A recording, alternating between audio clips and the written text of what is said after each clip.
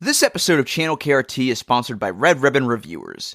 Red Ribbon Reviewers is a movement for internet-based reviewers and podcasters to spread awareness and discussion on HIV and AIDS during the holiday season. To show solidarity with Red Ribbon Reviewers, we'll be including a donation link to the Black AIDS Institute in the descriptions for our Christmas episodes, as well as our Twitter feed. Thank you and happy holidays. I want to say thank you. Muchas gracias. Thank you just for coming. En haber venido. Thanks for all the good things we'll share and come what may. Pase lo que pase. I want to say welcome. Bienvenidos Welcome to the party. a la fiesta. I want to say welcome, my friend. Mi amigo. Welcome every day. Hey, I think we better go get some of those enchiladas. Why not? Come on, join the party. Hi kids, it's Harvey Firestein. I'm filling in for Kit Quinn today because she got her dumbass self sick, so I'm going to be taking over for her today, and I'm going to be singing about Christmas eggs. Ready, kids? I'm kidding, this is Kit Quinn. I'm just very under the weather. We're not singing A Girl Worth Fighting For. I quit. Of course not, Randy. We're going to sing Make a Man Out of You, the actual best song. Hold on. I'm Tyler, running out of Christmas puns green. I'm Randy Martin, and if I had a nickel for every Christmas where I've had to do a podcast talking about a movie where someone makes a Christmas wish that goes horribly wrong, I'd have 2 nickels. Aw, no, I'm so sorry. At least this is the lesser of two evils, though. I'm not gonna lie, I kind of fucking loved how batshit Christmas Wish was. And yes, I have maximized security. As far as I know, Carl Featherbottom will not be infiltrating this podcast today. Hooray, and also when we talk about Elmo, we're not talking about the certain owner of Twitter who will ban us if we mention his name in any way that isn't positive. Yeah, why are people using Elmo to describe him when they could just use his name backwards? Yeah, or Muskrat. Come on. Yeah, exactly. Just don't throw Elmo's name under the mud. Yeah, Elmo doesn't deserve that. He views Elon the same way he views Rocco. Exactly, yeah. Unfortunately, the gun kid from Seventh Heaven is not in this. So today we're talking about the runner-up that was in our last year's poll, Elmo Saves Christmas. AKA the true winner of that poll. Huzzah. Yeah, it's still 2021. We just went back in time to ensure that the polls were gerrymandered, and Elmo Saves Christmas won, so... Tyler, are you telling me that we have to live through 2022 all over again? Yes, we do. I can explain? We have to keep going back in time until we get it right, and then we make this world less of a hellhole. How about this? We'll go to Florida and we'll safety-proof Bob Saget's hotel room. Yay! Can we put a big fence around Ukraine too? Yeah, sure, why not? Obviously, bless Betty White, she was amazing. I thought that when she went, she was gonna make it so that 2022 was good. No, I think what happened was she saw what was coming and was like, alright, I'm gonna head out. She and Bob Saget were like, so what do you want for dinner? Meatloaf! We lost 2 Sesame Street guys this year. Yeah, in the span of a few months. The fuck was this year? First we had Emilio Delgado. He passed right after we recorded the first Sesame Street episode. And now Bob from Sesame Street's gone too. What the fuck? You know, in 2022, we lost not just 2 Sesame Street guys, but 2 beloved dirty comedians. 2022 really said no fun allowed this year. So yeah, this episode is made in tribute. Well, we've been planning it for a while, but it's especially good timing that we're releasing it because it's in honor of the late, great Bob McGrath, who sadly passed away. Yeah, Bob McGrath and Emilio Delgado, just 2 fucking legends. Just, the street is a sadder place without them. Yeah, so as we mentioned, we're talking about Elmo Saves Christmas, which almost won the Viewer's Choice poll last year, and I was actually looking at the results, and it was pretty neck and neck. It, of course, was the runner-up, but the other 2 options that we had, I don't know why we chose them, because they were clearly filler. One of them was the Tin Soldier, which led to the nightmarish Toy Castle show from Canada. Oh, God.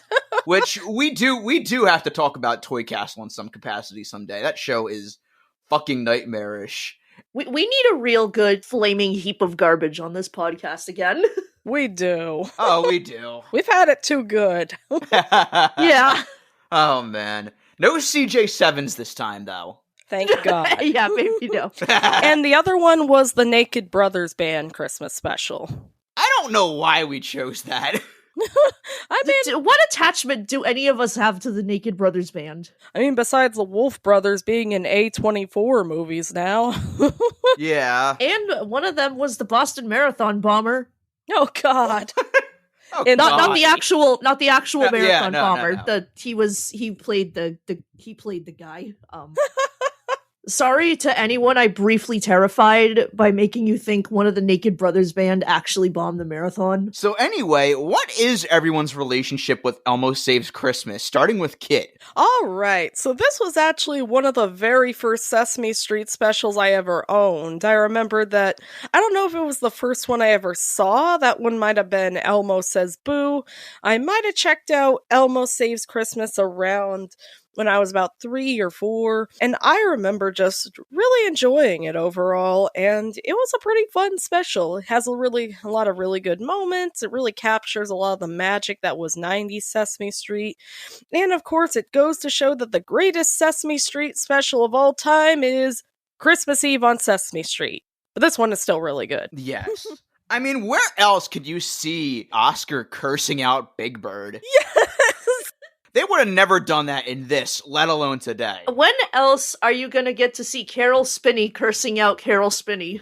And you get to see Oscar tell Santa, I'll tell him where to shove his toys. Like, holy crap, it's amazing. Jesus, Oscar. Watching Christmas Eve on Sesame Street to own the libs. Can we please, just let Oscar have his own adult cartoon already? I know he's a preschool show character. I know theoretically we would have to pull so many strings to make that happen, but please let Oscar be in his own, Fox adult cartoon. Make that SNL skit canon, basically. Oh, yes. It's kind of funny how for a while it was kids who loved Elmo and adults who couldn't stand him, because for me, I didn't like Elmo at all when I was a kid, but I love him as an adult. I don't know what I was on as a kid. It's kind of on the fence for me in that, I was also one of those kids who was under Elmo fever, and then when I was older, I was like, God, Elmo's the fucking worst. And then as an adult now, I'm like, come on, Elmo's fucking great. What was I thinking back then? Right? Which, by the way, I did have this special. I loved it as a kid. So much fun to revisit it today, so. I have a feeling that the main demographic of adults who hate Elmo would be adults who were alive in 1996 and had small children. Yes. Yeah, it's people who were traumatized by the Tickle Me Elmo hysteria, basically. Oh, jeez. By the way, if you want to see a amazing documentary about the whole Tickle Me Elmo thing, there's a documentary on YouTube by The Bazaar. That whole craze it goes further. People have actually bought these things for millions of dollars. The mafia got in on it. Jesus Christ, there's way better Elmo plushies than that. Lots of them are really cute. The mafia got it on Elmo, and it was all Rosie O'Donnell's fault. We need a plushie of that Elmo that said, "Kill James." Oh, God, I was just about to mention that fucking thing. That traumatized me. The fucking potty training book that's like, uh-oh, who wants to die? It kind of makes you wonder, do they know what they're saying when this shit is going to be compressed to hell and back on some dinky little sound card? No, that's how, a majority of these 90s toys controversies, started. There was a Teletubbies Poe toy that sounded like he was saying a homophobic slur. Oh, God. There was a Tinky Winky who sounded like he was saying he has a gun. And even recently, even only a few years ago, they had to pull a Minions toy from McDonald's because it was saying fuck. So, how much do you want to bet that they're actually saying these things, but because the audio is so compressed, they think they can fucking get away with it? Some guy just wanders drunk into the studio and is like, okay, give me the line. Fuck. Oh, well, go ahead. Not that we should be selling toys where Elmo says you should kill your kid, but... That does cross a line, but Now, By if the it way, says- raise your hand if Cal James scared the hell out of you as a kid. oh Me. god, yes. Anyway, another weird fact about me. I'm actually not a big fan of Groundhog Day style stories outside of Groundhog Day, especially Christmas Every Day stories, and I'm not entirely sure why. It's probably because they fill me with a lot of anxiety. Well, technically, the pandemic was basically a Groundhog Day style story. I will admit, this special is kind of stressful. Okay, I think it's because all three of us have worked retail jobs that hearing the words Christmas every day just feels like a declaration of war. It's that terrifying. That, and you can cut this out if you want. If you have like a really abusive family or something, Christmas Every Day just sounds like the worst thing ever. It's I didn't even think of that. Yeah. I just want to say, how fucking rich are the Sesame Street adults? yeah, I'm like, That they aren't, like, all out on the streets because of this. oh man. I mean, I guess you gotta be to afford New York City rent. There are two exceptions, however. I really love the Fairly Odd Parents episode because I feel it does something really neat with the formula and makes it really enjoyable to watch. And of course, this. Oh, that one is excellent. I love that one. Yes, it's amazing, especially the song. And I feel like what really makes this one work is that rather than go into a hacky, oh, Christmas isn't fun anymore message, it actually turns it into a disaster and actually adds stakes to it. And it gets dark, but not to the point where it isn't fun to watch. And I feel like this is also the special where Elmo really found his grounding as well. Like, he really found his personality here. Yeah. Absolutely. This is the special where he really got to shine, and he did great in here. But yeah, this special is surprisingly depressing. Yeah. Yeah. This was like dystopian. This special should have been called Elmo Destroys the Fucking Economy and Has Blood on His Hands. Yeah, I gotta wonder how bad the worldwide phenomenon got. Like, Elmo turned 90s New York City into 70s New York City within a year. last year I was talking about a whole big conspiracy I had regarding It's a Very Merry Muppet Christmas Movie tying into this movie, and I'll definitely have to elaborate on this when we talk about it. So, my history with this is really just the Fairly Odd Parents episode, and that's it. Yes. I was half expecting Timmy's dad to start popping out sometimes, bitching about eggnog. Wouldn't it be great if we could be together like this all the time? It sure would, Timmy, but your mother and I have to work. Eggnog doesn't by itself, you know. No, you don't. Other than the Fairly Odd Parents special, that's kind of it. This has been my first time seeing this, but I mean, A lot of firsts for you this year. if you know me, then you know my Sesame Street history, so. Alright, so to kick this off, this special is narrated by Maya fucking Angelou, rest in power. Yeah, that was a fascinating choice because I was like, I wonder why they chose her as the narrator. But I mean, hey, she I'm has not appeared on complaining. Sesame Street a couple times before. Like, there's a really cute bit with her and baby Natasha. Aw, yeah, for I example. remember that. Yeah. So the framing device of this is that Maya Angelou is reading the story to some of the Sesame Street characters. She's reading it to Telly, Baby Bear, and Zoe. And two kids, and they're basically talking about how, oh, we wish it was Christmas every day. I was actually half expecting Elmo to pop up and say, Elmo wants to warn you why that's a bad idea. Listen, Elmo has seen some shit. You do not want to tempt the gods here. Elmo's scientists were so preoccupied with whether they could that they didn't stop to think if they should. We have to go back to the future, boy. It's your kids, Elmo! They're assholes! I mean, Elmo going back in time explains why his parents look different in the future. Oh god, that explains why he no longer has a sister as well. When this baby hits 88 miles per hour, you're gonna see some serious shit. But we're getting ahead of ourselves. And so then it cuts to Sesame Street celebrating Christmas, and can I just say I love Elmo's 90s design? He's just a Oh, little yes. guy. No wonder he literally made the entire country lose their minds and spend thousands of dollars over a plush of him. He's so cute. Aw. Also, those cookies he was holding, they looked delicious, even though they were fake, but They did. Oh my They god. No. kind of looked like grocery store cookies to me, and not the kind that I usually like, so I was like, oh god. So apparently Frank did all of his roles here as Grover and such. I wonder if similar to Muppets Treasure Island, he was kind of doing this between directing another movie. The Grover and the Blue Guy bits are fucking great in this. Oh god, those were my favorite. I love those. Whenever that Blue Guy is just associated with Grover, it's gonna be pure suffering for the motherfucker. That Blue Guy is such a Karen, and so it's always kind of funny seeing Grover just fuck him over. I remember as a kid, I used to laugh so fucking hard at that one where, like, he was out ordering a big hamburger and he just brings in this giant ass one.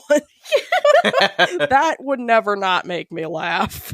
Oh god, yeah. Something Mondo Burger. Also, there's something really sweet about Bob being the one to kick off the first song. God, yeah, seeing him in this special again was so sweet. Oh man, and Louise too. The opening does such an amazing job at just making you feel the Christmas spirit. It's like they really get the vibe. Yeah. Also, when Cookie Monster disguises himself as Santa Claus to steal the cookies from Elmo, it took everything in me to not scream at the TV. You're not Santa! I was rooting for him, not gonna lie. Who wouldn't want those Christmas cookies? Let's be real. I'm also always impressed by the outfits they can always make for Snuffy, because damn, he's huge. Yeah, he's got a small ass suitcase that he's able to fit all this stuff in, so. It's a Mary Poppins suitcase. Yeah. I gotta wonder, how did they design the clothes for him? Do they have like a giant Snuffy shaped mannequin or something in those studios? Probably. It's like that one behind the scenes photo where they show him just hanging the Snuffy puppet up. Oh yeah, he's hanging from the fucking ceiling. I will say my only gripe about this special, not enough Snuffy. Agreed. I know they have to do the plot point where he goes to Cincinnati and Big Bird misses him, but come on. Yeah, it's like, stop separating them. Snuffy was asking for too much money and the studio couldn't afford him. So he was unfortunately reduced to brief cameos. Also, I was so disappointed that Elmo's apartment is not made of crayon, 0 stars. Fucking false advertising. The Elmo's World lied to us, and also, where the fuck are his parents? Look, a reindeer! Yay! This tiny 3-year-old is just in his apartment all by himself. Well, Elmo's parents are out getting drunk again, so I guess it's another night alone. They still feel all the guilt after my sister passed away. Jesus. Oh, I forgot to use Elmo's pronouns in that. Elmo's sister is dead! I don't know. We are dark. Also, I am very disappointed that they didn't use the SNL sketch of It's a Wonderful Life where it ends with Mr. Potter getting the shit kicked out of him. Right? That would have been amazing. So on Sesame Street, all that's playing is It's a Wonderful Life, which I would not be against, but it's just so funny to see them just everybody's just watching it nonstop. Out of all the infinite amounts of other movies out there, it's like that one time when Cartoon Network wouldn't stop playing The Iron Giant over and over. Oh, yeah. Or like April Fool's Day on Adult Swim where they just keep playing The Room over and over. Oh god, yeah. Is that another thing that they all just literally stay up to watch on Sesame Street, since I guess these people are really into marathons? Do you just like hear like, oh hi Mark, coming out of every TV in Sesame Street? Oh god. And I know we're jumping ahead, but the Bert and Ernie joke is fucking perfection.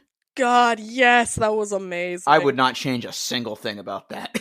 Fun fact, by the way, apparently that was always just a coincidence. They never named them after those characters, but they added in that joke just because it was too perfect. And I'm like, thank God they did. So I guess just putting the names Bert and Ernie together just roll off the tongue so naturally that we do it subconsciously. So, if Elmo didn't intervene, it's likely that Santa more than likely would have suffocated in the chimney.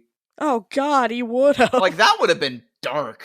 Well, I mean, then we'd have to have, Elmo and the Santa Claus, which, better than Tim Allen, I guess. But then when he gets yanked out of the chimney and it's revealed he's Doc Hopper, I was just like, no, put him back, put him back. Keep that man away from Kermit.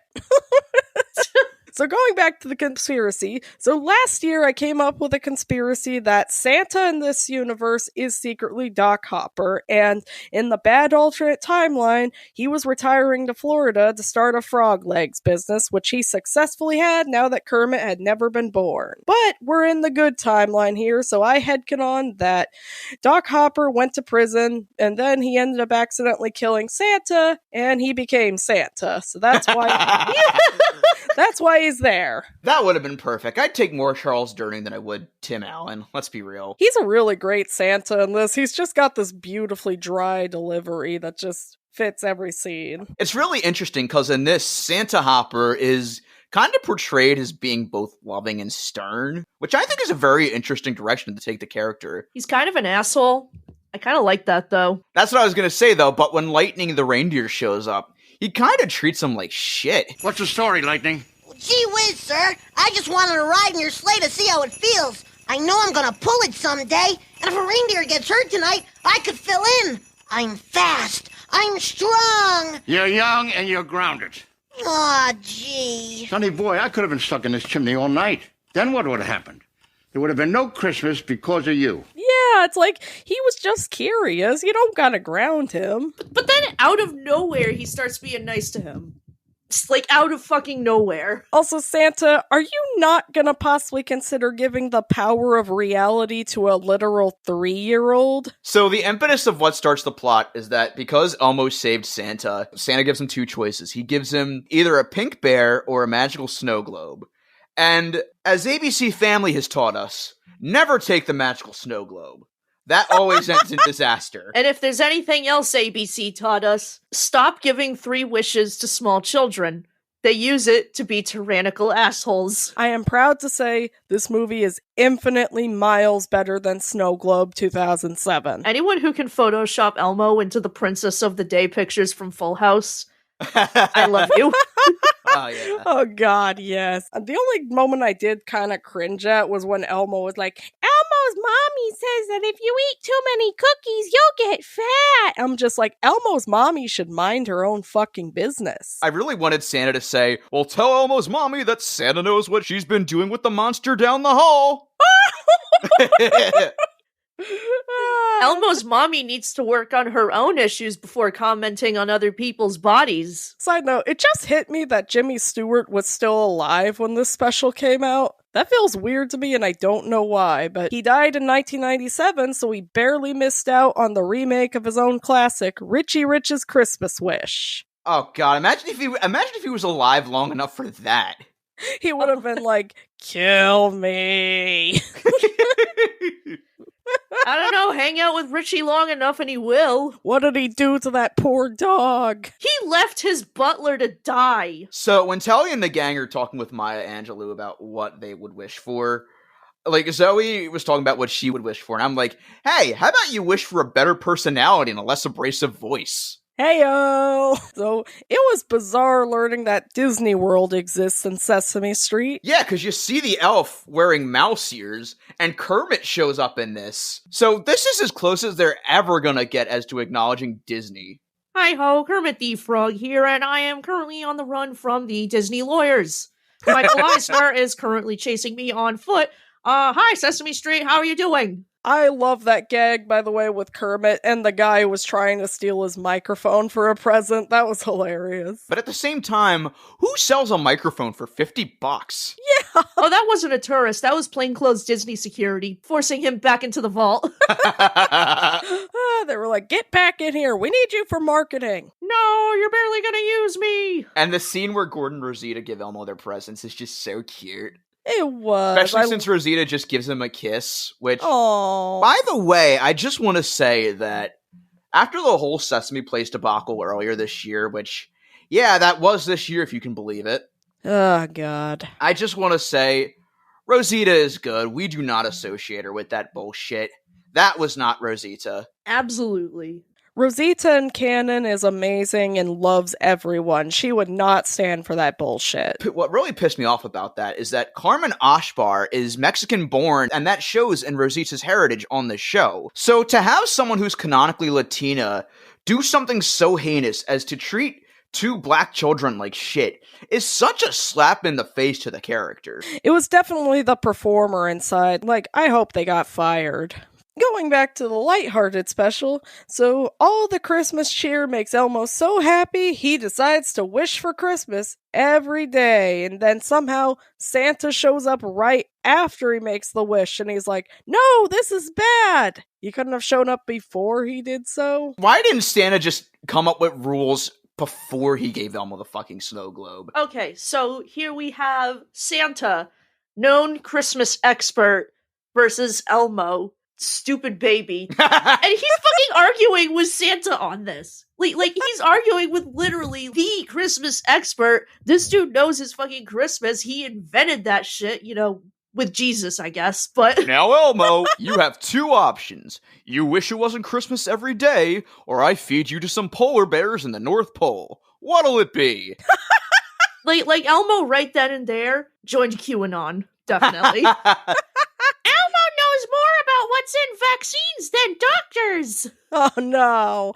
Wait a minute, this explains why he's Doc Hopper. This is Doc Hopper's evil plan all along. Now he can start his frog legs business. Elmo just doesn't want to take an experimental vaccine! No! Elmo, Well, no. the more I think about it, some aspects of this special do kind of mirror the 2020s thus far, so... Though I do gotta wonder, so if Christmas is every day, is this only for people who celebrate Christmas, or is everyone in the world forced to celebrate Christmas? Because what if you're Jewish, or you celebrate Kwanzaa, or... Elmo doesn't believe in political correctness and saying happy holidays. Elmo says it's Merry Christmas! You liberal sheep! Meanwhile, Fox News is gonna start bitching about this special because they're like, now they're gonna force us to say happy holidays every day.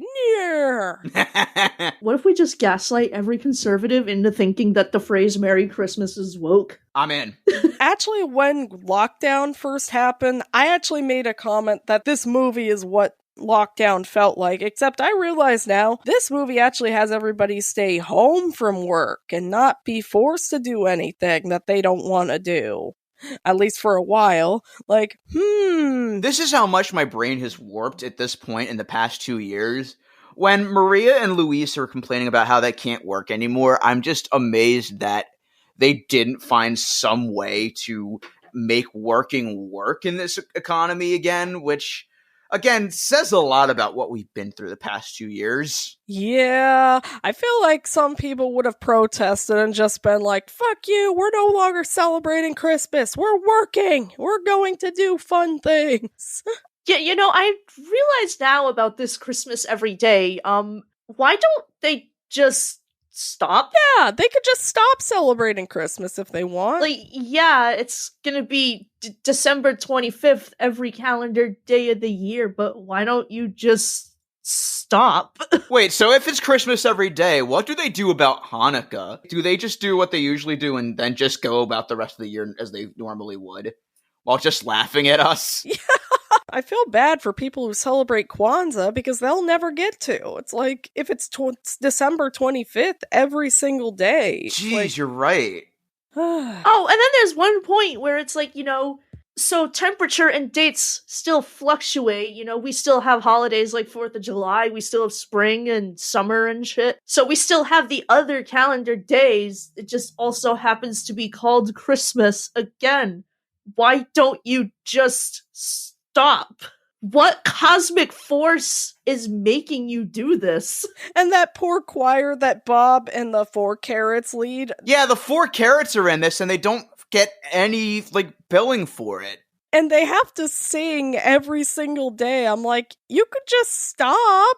The special is making a good case as for why tradition should actually be abolished. Don't get me wrong, a lot of Christmas traditions are great, but if it's Christmas every day and it's literally putting a toll on your body, you can stop whenever you want. I don't know, maybe Christmas in Sesame Street is some kind of zombie disease, like the fucking Last of Us or something. Oh, God. But before Elmo made that wish, it was merciful enough to only strike exactly on December 25th, but then Elmo wished Christmas to be every day, so now the Christmas virus is never ending in people's brains. and it just makes them do this stuff. And Big Bird's forever waiting on the roof trying to figure out how Santa gets down the chimney. Oh yeah, and the saddest fucking part of this special is because Snuffy is just trapped in Cincinnati now. Big Bird can't see him anymore. And because the post office isn't open because of the cosmic Christmas brain virus, he can't even mail his fucking letters to him. Wait, so why can't Snuffy make it a point to go down the Sesame Street for a day for Christmas then? Just escape from Cincinnati, dude. You don't have to live at your granny's. It's the zombie brain virus, dude. Like, between this and Snuffy not picking up the phone, he's kind of making it known how he really feels about Big Bird. Yeah. But going back to a more positive moment in the special, we go to the spring Christmas, and I love when Lightning says, or Miami. Miami. Hey, what are those mimes doing over there? Elmo, get away now. Oh, yeah. So we should allude to the fact that this is also a fucking time travel special. Yeah, so they're going forward into the future to see, okay, let's see how bad Christmas every day becomes. And at first, the first one, Spring Christmas, is actually pretty cool because you get Christmas eggs. I didn't know Santa's reindeer had flux capacitors in their antlers. And now you get an Easter Bunny played by Harvey Fierstein, everybody. This casting should not work at all. But for all intents and purposes, it's perfect. It is amazing. We get a brief glimpse of the alternate universe where Harvey Fierstein was in a We Sing tape. Because I was getting like Little Bunny Foo-Foo vibes there. Oh, Little Bunny Foo-Foo would never. I was having flashbacks. Little Bunny Foo-Foo is a quarter of the icon that Harvey Fierstein Easter Bunny is. And he's singing all sorts of things that you can do with Christmas eggs. You could make a nose with it. You could smell a rose with it. You could touch your toes with it. You could even pose with it. Isn't the Easter Bunny also a cosmic force? Can't he do something about this? What if some damn wiener kid wishes it was Easter every day? Jesus just gets fucking crucified. No, wait. Easter was when he came back and said, fuck y'all, I'm out of here. See, this is why in the Fairly Odd Parents universe, they made it clear that all the magic automatically goes to Christmas, and when it drains all the other holidays. Meanwhile, what's this special's excuse? Elmo wishes it was the second coming of Christ every day. Elmo wishes he could murder Christ every day. Elmo, what the fuck? Elmo, stop trying to be Pontius Pilate. One of Elmo's favorite movies is The Passion of the Christ. Also, do Maria, Louise, and Gabby just have to follow that same routine every single day for Christmas? Like, they can't eat anything else but turkey or watch anything else but It's a Wonderful Life? Like, oh, not only that, they don't have a choice in the It's a Wonderful Life thing because that's all that they're showing on TV. Oh my god. They can't even show, like, National Lampoon's Christmas Vacation or anything Rankin Bass. What the hell? Or anything Home Alone? No A Christmas Story, no Die Hard. No Kiss Save Santa? You just practice that guitar, Santa. Next time we'll let you do a solo. Don't encourage him. Also, Big Bird, you traveled across the country once getting away from a crazy social worker. You could easily go to Cincinnati. You fought a demon, for God's sake. Big Bird, you survived being lost in a foreign country where you didn't speak any of the language. Just go to Cincinnati. You kept thinking everyone was saying they're from Ohio. That's the whitest thing I've ever seen anyone in Japan do. Also, speaking of rabbits, Moo Bunny.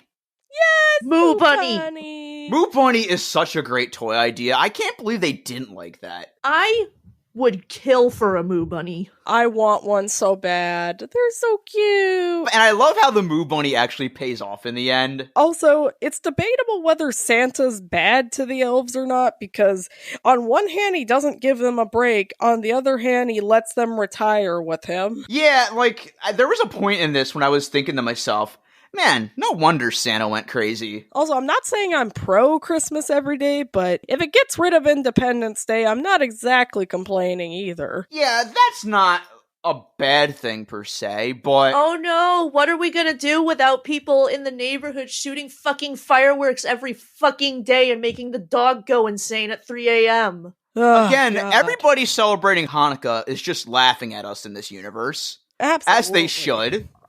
Or people who aren't American, I guess. Yeah, so does this only affect America, or does it, like, affect the rest of the world? Yeah, does everybody just get trapped in their own respective winter holidays, or is it just eternally summer in, like, Australia? Are they looking at Sesame Street and thinking, well, tonight, thank God it's them instead of you? Literally what I was thinking, oh my god. Thanks, Bono. So, this is where the special gets surprisingly depressing, because as we mentioned earlier, Elmo inadvertently destroys the fucking economy, because you find out that stores are closing on Sesame Street, including the Fix-It shop, so at this point, everybody on Sesame Street should be homeless. Yeah. Elmo basically gave the 2008 recession a 12-year head start. I gotta say, though, I love Sonia Manzano's performance when she was just going absolutely crazy. Like, she just fucking She snaps it, it's beautiful. They bring us stuff to fix, and we fix it. We worked. But Maria, Christmas is fun. I'm sick of having fun, Elmo. I want to fix toasters. I'm going to fix one right now. That's a waffle iron. I know that. This supports the zombie virus theory, because if it was just pure free will, she could say, you know what, I want to fix toasters, and just reopen the shop and start doing it again. But no, she's going through mental anguish because her brain refuses to let her fix toasters for some reason. Also, Big Bird's song was so depressing that he was leaving on the voicemail for Snuffy. It's like, oh, baby. It was so sad, but at the same time, there's no way that voicemail would have picked up that whole song. It would have gone to a dial tone the second it started. Once again, Big Bird needs therapy. Let's send this 6-year-old child to therapy already. I'm starting to realize just what a codependent relationship Big Bird and Snuffy have. Also, did anybody else get kind of creeped out by that one plushie he had? It looked like a deformed Winnie the Pooh, like the one. Wait, that which was one? in the Which one corner. was that? It was like the one that was all yellow and had a red shirt. It was. Oh, I didn't see it. Yeah. I wasn't. Yeah. Man, they just keep taking pot shots at Disney in this one, huh? Also, when they cut to the Christmas that's way into the future, I'm like, these people had to sing the entire year? Dang. Yeah, so they didn't get any breaks. They just kept singing the whole damn year. Like, they wouldn't even have voices by that point. They would just be like, we're dead. It turns out that's just what Christmas 2008 looked like anyway. Yeah. Everybody was cheering for Obama, but also saying, oh, we can't afford anything now. Thanks, Bush. This is Obama's fault, even though he's not even president somehow. Fox News. So it's clear at this point that Elmo has destroyed so many lives. I was expecting to see bodies on Sesame Street. That's how bad it was. Everybody's sick. Are like hospitals closed? How bad did this get? If hospitals aren't closed, they are severely understaffed. Yeah. You just see a drunken homeless version of the Count, like just raving about how many days of Christmas he's counting. Yeah. And he legit gets sick of counting in this. Like he says, Ah, yes, December 25th, once the official Christmas day. This year, just Christmas number 365, and I am tired of counting them. Oh, also, pine trees are an endangered species now. Elmo has decimated the local flora population, so, Sesame Street is also probably filled to the fucking brim with CO2. Or just the world as a whole. Elmo just sped up climate change. Also, why not use fake trees? Like, why would anybody use real trees? With the payoff to the Christmas tree sign gag, I was really expecting and low-key hoping that the blue guy would take the sign and just bludgeon Grover with it. So this is actually the most dystopian Sesame Street thing I've ever seen in my life. Absolutely. Yeah, why is this so dystopian? Man, can't wait to finally see Sesame Farm. Although Grover's Jewish, why is he selling Christmas trees? He's got to make money somehow, I guess. Huzzah. Same with Baby Bear. Well. So Elmo realizes he has to do the right thing and wish for Christmas to stop. So, for some reason, he thinks it's a good idea to make everybody come out so he can make this wish. Oh yeah, he rats himself out. He's like, guys, I'm the source of literally this entire international global crisis. Cut to Elmo being beaten to death by an angry mob. I was expecting everybody to just jump his ass right there.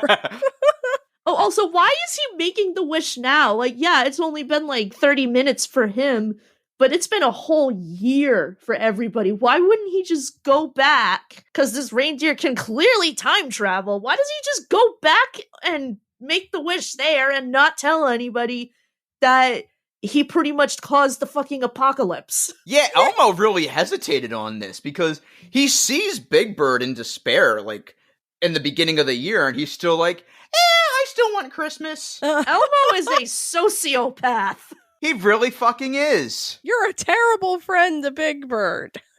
Jesus Christ. You know what? Elmo and Zoe are both toxic. Huzzah. Although I did love how excited Oscar was getting over how miserable everybody was. It's like, damn, Oscar, you love people being homeless and broke? Jeez. Dystopia for Oscar is utopia, basically. Man, he really isn't that far off from Ronald Grump, is he? This is Ronald Grump's America. And then when Elmo throws the snow globe by accident when making the wish, I was just like, no, Elmo, you're supposed to say Rosebud before you do. A side note, a snow globe would be the worst thing to make a wish on because it can break that easily. Come on. Well, I mean, Elmo didn't even just, like, accidentally drop it. It fucking flew. Yeah, I guess the gloves were slippery or something. They don't really...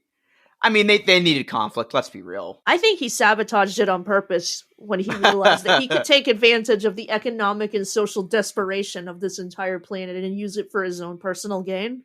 Wonder who that could be. No clue. And then they Superman 2 and basically fix everything by turning back time. That was a cop-out. Let's be real. You could have just done that the whole time! Yeah, I was like, why'd you make them suffer? Just do a what-if scenario instead of making everybody suffer. Damn! That's what I thought this was gonna be, was like, It's a Wonderful Life, but no!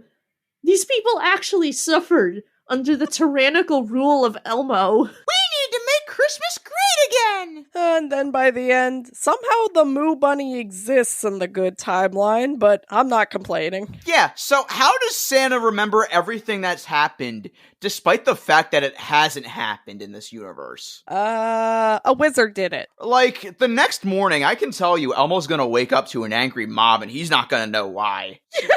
For some reason, everyone on Sesame Street's gonna wake up and think, man, I don't know why, but I feel like kicking Elmo's ass today. Elmo's gonna get fucking guillotined. No, wait. Mumford the Magician did it. Yeah, oh yeah, he's the Doctor Strange of this universe. Why not? Sesame Street is going to turn into Les Miserables. Oh my god, since Sesame Street is technically in New York, they're all gonna go kick Eric Adams' ass. Deservedly. Yes. You know what? Rudy Giuliani was mayor of New York City during this. We could blame him on this. Yay! We could blame this all on him. Yeah, we can and we will. Anyway, so going back, and the ending is just endlessly sweet. Although, oh, yes. When Snuffy shows up and admits that he was in Sesame Street the whole time because his granny came to visit Sesame Street instead, I was just half expecting Big Bird to just stare for a good minute and just be like, you left me for a whole year, but you were here the whole time? Oh, that is some bullshit. There is no way that Snuffy wouldn't have run into Big Bird at some point, unless he was actively avoiding him. Again, tell us how you really feel, Snuffy. Why is everyone on Sesame Street such a dick in this? Or maybe his family was just forcing him to spend the whole day with them, and he was just like, Mom, can I go already? Also goes without saying, but god damn, I love Keep Christmas With You. It's such a great song. Yeah, just after losing Bob and Emilio Delgado, it just hits so much different, you know? Absolutely. And seeing everybody come together to sing, it makes the message really hit home, and that's one of the best things. Do we need to rate this anything other than a keep the tapes? Absolutely. Big ol' keep the tapes for me. Keep the tapes, burn Fuck Elmo yeah. at the stake. You love to see it. But yeah, this special hits all the right notes, and say what you will about Elmo, but it's just such a cute special. Surprisingly depressing, but still has so many great moments. It's the only way we'll ever get to see what Sesame Street would look like as a canonical dystopia. Which I would love to see more Mad Max Sesame Street. Give Oscar an adult cartoon, let us see a dystopian future Sesame Street. That's all I want. Have it be like the second SpongeBob movie where they just magically turn dystopian. Yeah. Fucking Big Bird and Mad Max gear. Bert and Ernie are just riding a giant feral pigeon. All right, so thank you so much for joining us, everybody, for this wild year. It's been a long one, but we've had a lot of fun doing so much this year, and we're really excited for what 2023 is gonna bring. Yeah, y'all are the best fan base we have. We love y'all so much. Thank you so much for whether it be just sharing an episode, listening to 5 minutes of an episode. Just thank you. Y'all are the best. We love ya. We do.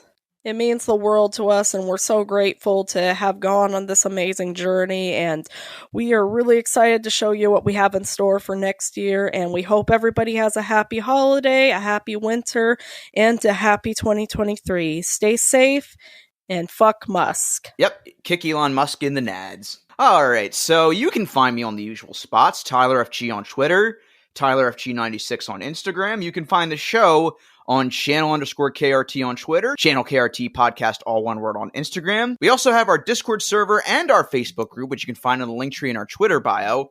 And if you want to help support us, we have two options. You can check us out on Patreon, where we have exclusive minisodes, outtakes, and episodes of this very podcast at its earliest convenience, be it a work-in-progress version or a finished version. Or if you want to buy individual minisodes or outtakes, or just want to donate to the show, you can also check us out on Ko-Fi. And of course, thank you so much to our pals Gomer, Chris Reyna, and Tony Goldmark for pledging to us at the $10 level. And a huge thank you to our executive producer, Mike. Huzzah! You can find me on Mission Breakout on Twitter and Discord, assuming Twitter's still alive when this episode's up. You can find me on A Walking Pun on Instagram, and you can find me buying a coat rack for a Christmas tree. You can find me on Cosmic Rewind, replace the E with the 3, on Twitter and on YouTube. And right now, I have been conscripted into Emperor Elmo's army to fight in the Great War against Chancellor Michelle Tanner's empire. So I'll see you if I don't die. She teamed up with Rocco? I knew it! Damn it! How'd you know Rocco was her vice president? Channel KRT, keep Christmas with you. Yes,